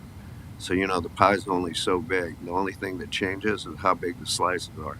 So we pull $50,000 out of the budget. $50,000 has to come out of somewhere else. Right. It just doesn't appear. And given that officially for us that this whole process didn't start till September, and we're talking about 2 months, I'm just having a tough time seeing the feasibility. I mean, Tom, when the All City Band would go out of town, you guys would fundraise for the entire year to be able to pay for those trips. And for something on this scale, it seems to me like there would have had been a full out, just community-wide fundraising effort for a long period of time to make that happen, like you used to do with the All City Band. I mean, I think it's a wonderful opportunity, but honest to God, I mean, feasibility-wise, I share the sentiments of my colleagues. I just can't see it. And God knows, but our history, that if I could figure out a way to do it, sure, I'd say, yeah, let's do it. But I'm just not seeing it. Okay. Yeah, so Mr. H is correct. He did bring this request to my attention several months ago, and I know the staff was included in that communication very early on. So unfortunately, I don't really have an answer as to why there was a delay, why it took so long for, first of all, if it needed to be a council decision, that we didn't see it sooner on the calendar for us as an item. And so I don't know. I don't have an answer as to why the process took so long when the request did come to the city very, very early on. I don't know if you'd have any comment on that as to why. I mean, besides I know there was a mention of September and then the application date being in December. Was it December? September. Why it took so long? Because logistically, this would have required a lot of planning, and I've been supportive from day one, really. But I don't know what happened. I don't know what happened along the way where we weren't able to have all of these questions, because I knew there was going to be questions about, the cost, the route, the public safety issue. I mean, logistically, this is big. So I don't know why did it. So I can't speak to any delay. I can say, the first time this came across my desk was at the end of August, and we worked with them as quickly as we could to put this plan together. And as for why it took till today to get this plan in front of you, as you said, it's a complicated event. It's insurance from the district, it's permitting for the city, it's permitting for the county, it's working with the sheriff's department to decide the route, fire department. Yeah, I know it looks like we dusted off an old plan, but there's a lot that goes into it with the coordination to get it even this far. And we were very cognizant of the expenses going into this because, again, it is an unbudgeted item. And we were trying, with our number one goal being to provide safety, minimize the staff, get volunteers in. But some of those safety expenses and the personnel we decided on, those are really non-negotiable items. That's the bare minimum in order to safely do this event. When we got to that number and this route, that's when we felt comfortable coming to you after permitting had been approved and insurance submitted. So, okay, so we started the process back in August. Is that Correct. when? Okay. Excuse me, Mario. I think part of it was the goal was to go from Glen to Norwalk, and we looked at different routes of how that could happen. And we're just two music teachers, so we're just trying to get the kids down the street. So, but we understand large streets, we understand Rosecrans, what ways we could get from Glen to Norwalk and actually get as much mileage in as possible, because that was the bottom line. So, part of the process was, here's what we're thinking. And I think we went back and forth about, okay, well, we don't think we can do that. What we can do is we can try to offer you this. And it wasn't anything, I don't think, on anyone. It's just a process of going back and forth. Like, all right, can we try this? Can we do this? If you offer, and we talked about, we have 40 volunteers that we have secured that would help block the road off or block the driveways off that would so when the band went by, these folks just stay in the driveway, they hang out, the band comes back by, then they're finished. And so it was kind of a loop, but back to John Glenn High School. And so the cool thing about having it at John Glenn was that all of our people, the 500 families, could park, or we could invite others to park at Glenn and then go and do the event and then come back to Glenn, and it would be an easy in and out, that kind of thing. Where do you put 500 people? Plus, you're going to invite the city to come to this event. So obviously, and we would promote it like crazy, and because we want our families to come. So having Glen as the spot for everyone to be, I mean, we could still use the parking lot here as we go around, and we could definitely readjust that to do that. It's just we were looking for mileage. That's really what we do. So I think part of it is we're going back and forth about, well, could you do this? Could you try this? And then, no, well, we really need to think about this. And then there's the plan. And even up until today, the plan was altered again, just because to just kind of grind it down a little bit, which we would accept if that new mileage plan is within that. Is that the same budget we're talking about that you promoted? That's correct. So the budget today is for the plans. So the budget for that you mentioned in the amount of 50 grand is a large chunk of that for, you mentioned the K rail, the actual equipment that's needed. So what does that cost? What is that? We anticipate that's about $35,000. That's That's what we $35,000. paid for it for the 5K, Okay. and we're getting new estimates on that, but we anticipate it being around the same one. And then we pulled staffing, what we'll need for staff for public safety, and then for the sheriff's department, that's their hourly figures. And again, we're trying to even still reduce that if we can by reaching out to our other law enforcement and public safety partners to see if they can send anybody the day of. For volunteers, are minors allowed to volunteer if they're underage? For example, I'm just thinking like the TAP program. Yeah. So are they allowed to? They'd be allowed to help with the actual event, but the staffing that we have, it's for traffic control. We're blocking a lot of intersections, so it really needs to be a law enforcement officer. So have you heard back from the CHP? We have not heard back from them yet. So when did you reach out to them? We reached out to them last week. Just last week? Just last week. Again, we're trying to shrink this down as much as we can. It's been an active thing.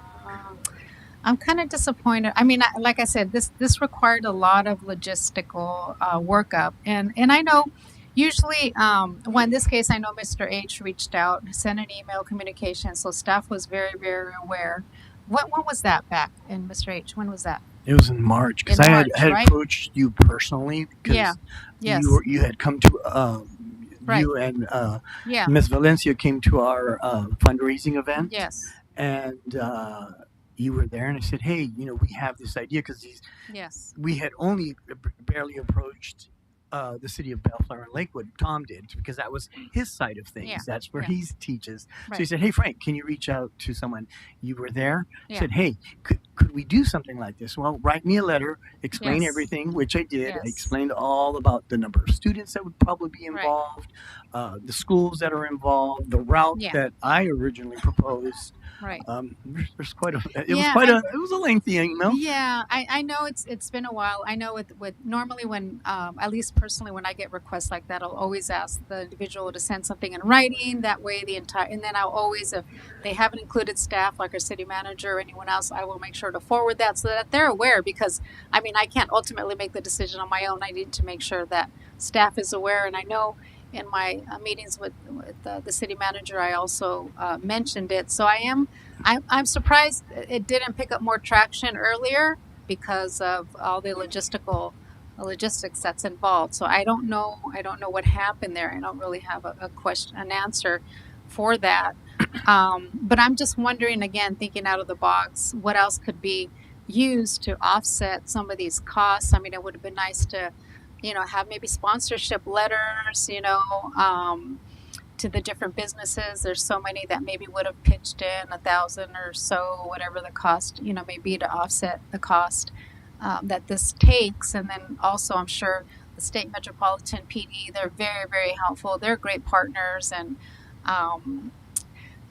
I guess, in something like this, I think it would have been helpful for council to have more of the questions addressed, as far as did we, was this addressed? Was this item discussed? How did we work around this? Is this?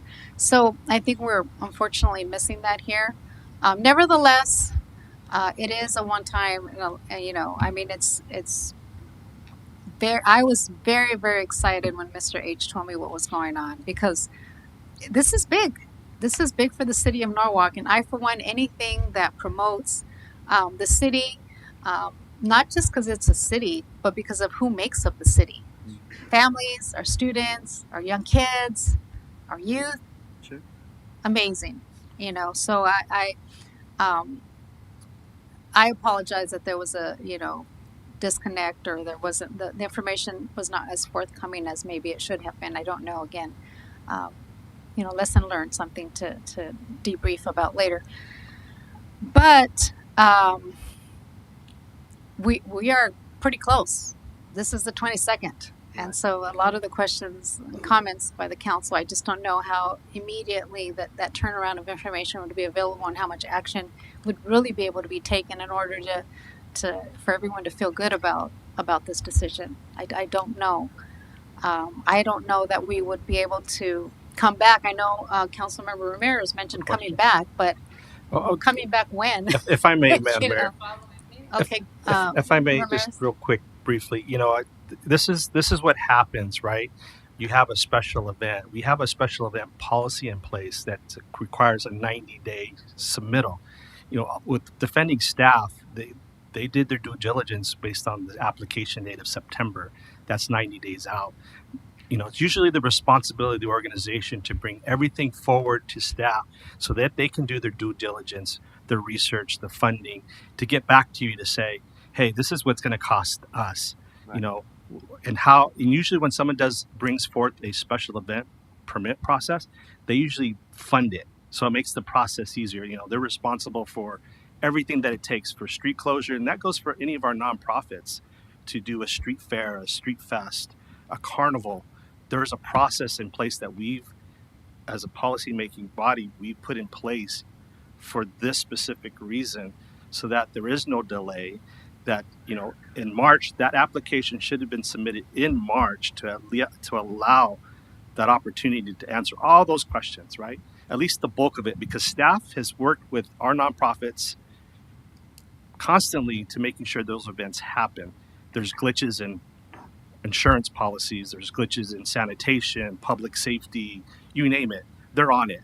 So in their defense, they did their job based on the submittal of that application. It's unfortunate that application wasn't submitted a lot sooner, and it's no fault. There's a lot of miscommunication, but I think this request should have been labeled a special event with maybe some special circumstances that this council would help fund eventually.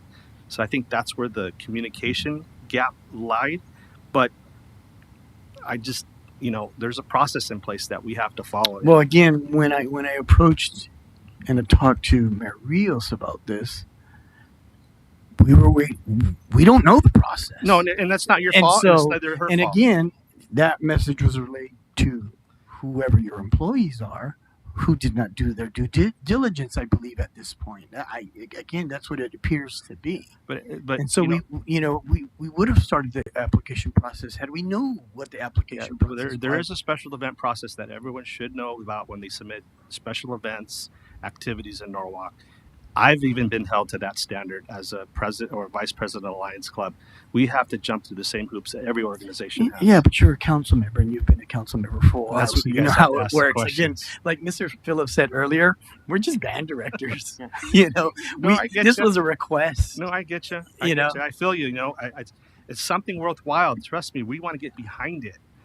But there's a lot of unknown factors still that we just can't. At least for me, I can't make a decision tonight, and I don't even know if we can in that time frame.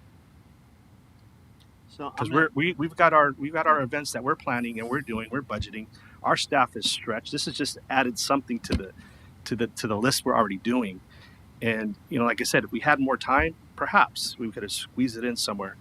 But will it impact what we do? Probably not. But it'll impact our fiscal responsibility, and that's where I'm kind of confused.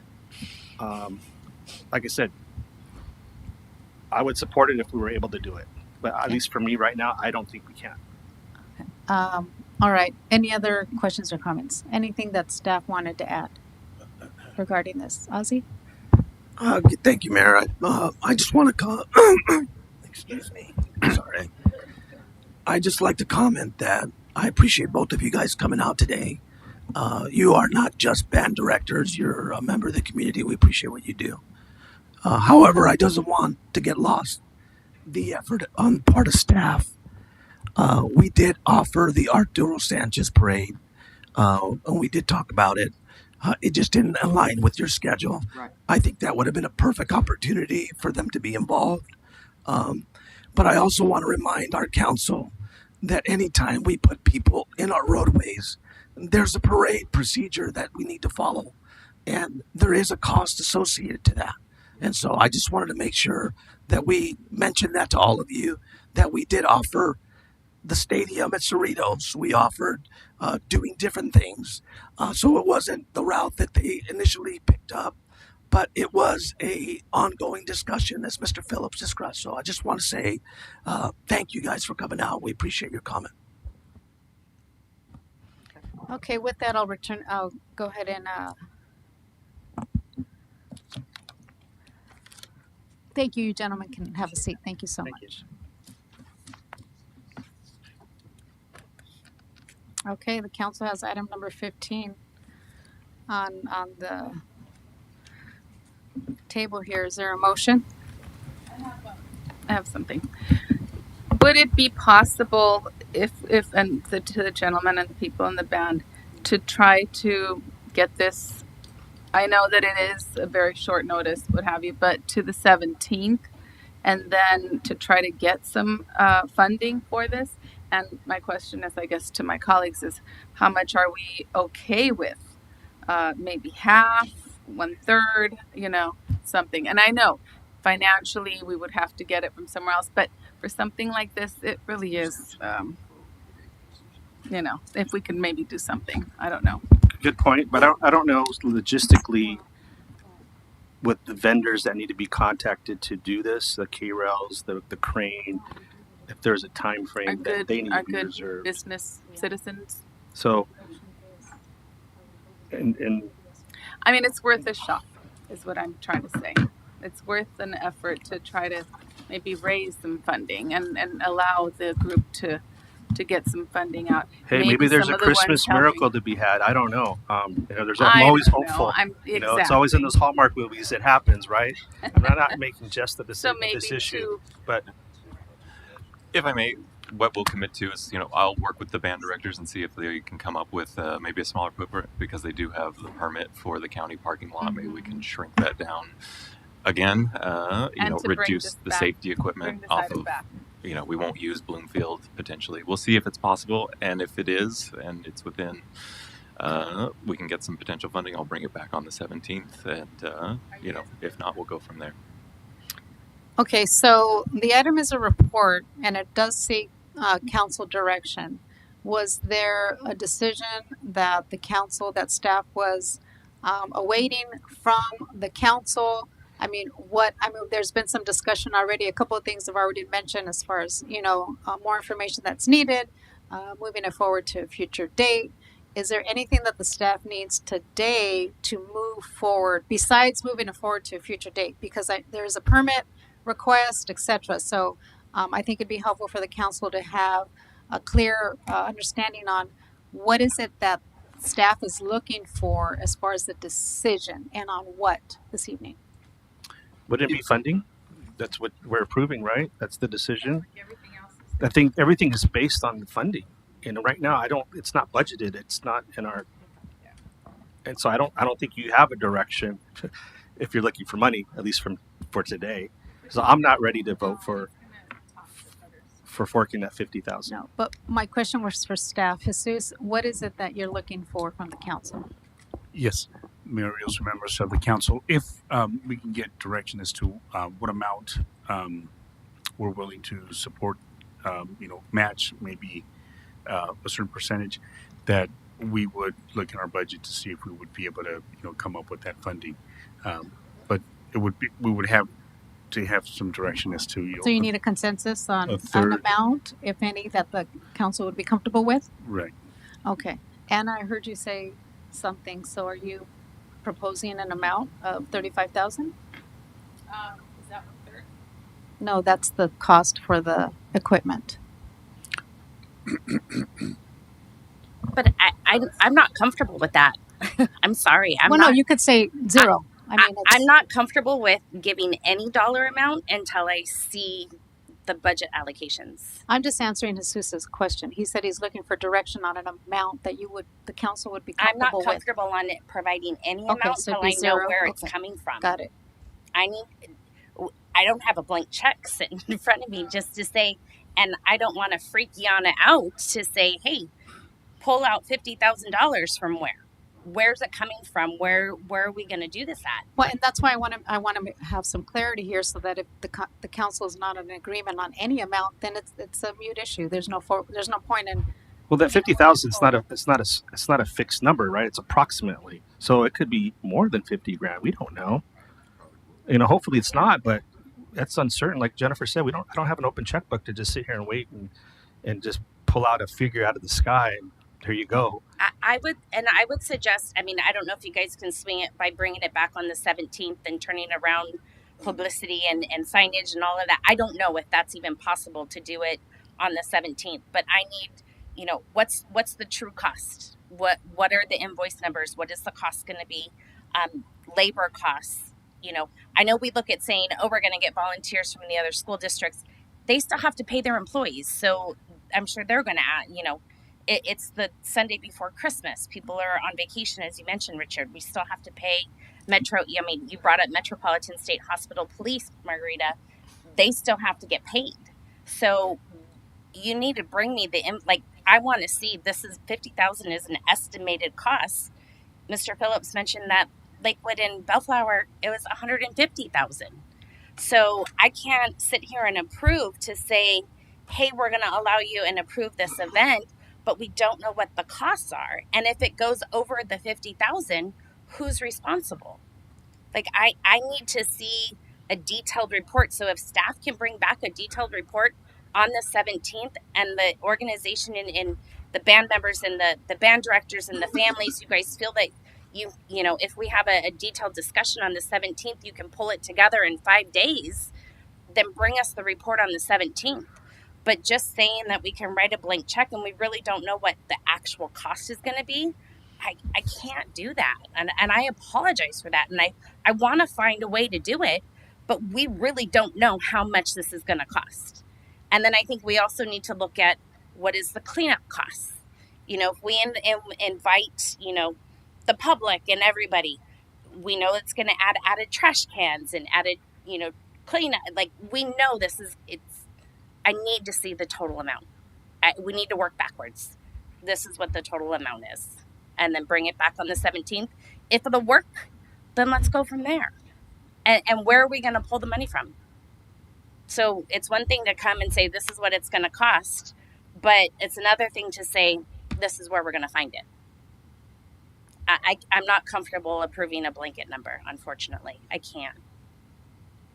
Well, ultimately, I know that with the council's direction, finance would figure that out. Again, if it's the council's will, if not, that's understood as well. But, okay, so Jesus, just to be clear, is this an action item? Do you need a vote? What is it that you need from us? Because obviously they need it. I mean, I think it's a disservice to have them wait till the last minute. I mean, Why unfortunately, don't I we make a are where motion we to are bring it right back on now. the 17th and it's done? Okay, that's the motion. Bring it back on the 17th with the numbers, and this way we don't beat a dead horse. You know, we know what you need to do. We know what we need to do. Let's work on the 17th and see if we can make it happen. Okay, so we have a are we good with that motion in a second? We can do that with this item. Do we want to do a vote? Bring it back on the 17th. Okay. Yes. So roll call. Yes. Roll call, please. Councilmembers Perez. Aye. Ramirez. That was bad. Ramirez. Aye. Valencia. Aye. Vice Mayor Ayala. Aye. Mayor Rios. Aye. All right. Do we have any oral communications, City Clerk? I believe there was one there that I put over there. No, this is Marie's. Is that? Oh no. This Then that no. that would be the only one. Okay. Well, with that, that concludes our meeting. Is adjourned. Everyone, stay safe and have a wonderful rest of your evening.